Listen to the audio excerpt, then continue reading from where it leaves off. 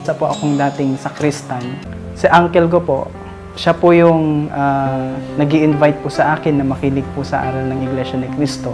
Nung time po na nag-anyaya po ulit si uncle ng pamamahayag, ang sabi ko po sa kanya, hindi po ba pwedeng umattend na po ako ng doktrina para maituloy-tuloy ko na po. Ang turning point po, bakit po ako umanib sa Iglesia ni Cristo, yung mga aral po ng Panginoon na itinuro po ng mga ministro at mga manggagawa sa Iglesia ni Cristo, ay yun po yung naging gabay, patnubay ko po para maitaguyod ko po ang aking buhay.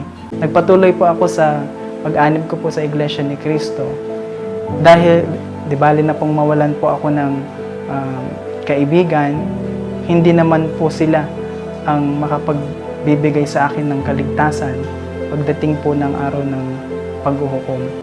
Ang isa sa mga turo ng ating pong mahal tagapamahalang pangkalahatan, dumating man yung napakabigat na pagsubok, hindi po dapat tayo magpabaya sa ating pong pagsamba dahil sa pagsamba lamang po nakakamtan natin yung lakas na kailangan po natin para maitaguyod natin ang ating pong pananampalataya sa ating pong Panginoong Diyos at ng ating pong Panginoong Hesukristo.